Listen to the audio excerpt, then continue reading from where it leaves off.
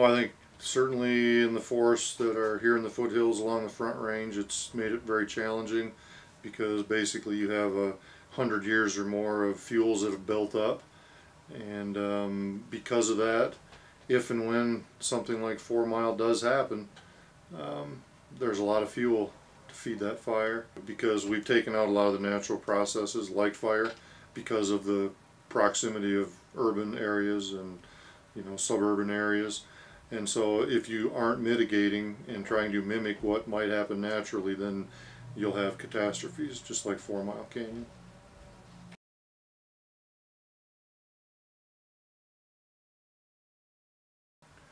Well, I think you could work your way maybe in concentric circles backwards. Yes, in a theoretical sense, we should do it everywhere, but practically it's not possible. There's not the resources to do it. But in urban areas and suburban, I think oftentimes there's enough focus that the resources are there, so it makes sense to at least put the efforts in where the resources are to help pay for it.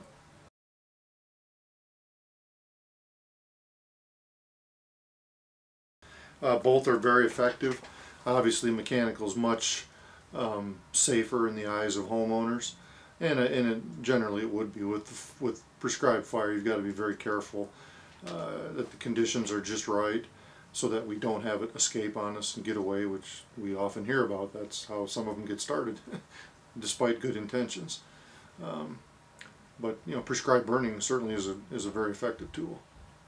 And that is the one that mimics most the natural process. It's just the practical ability to do it is not always there.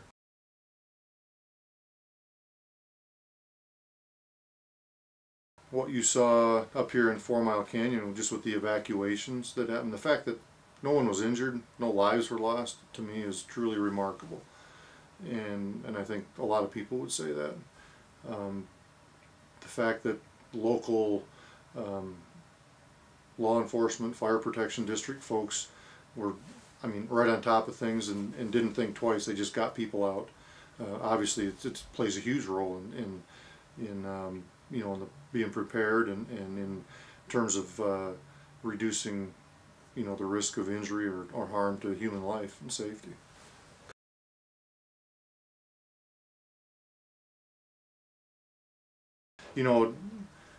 As a kid growing up, we always championed Smokey Bear. Put every fire out. Only you can prevent forest fires. And a lot of that, I believe, came from those people's life experiences of what a risk fire was, they saw it do to other areas, and so there was just this huge fear of fire. Since then, I think our knowledge on forest management practices and the actual application of those practices has changed a lot of things, and so now we don't necessarily look at put every fire out. Obviously, if there's a threat to life or property, absolutely. But that's why in a lot of national parks, wildlife refuges, even national forests in remote areas, it's just a let it go policy. Let it burn.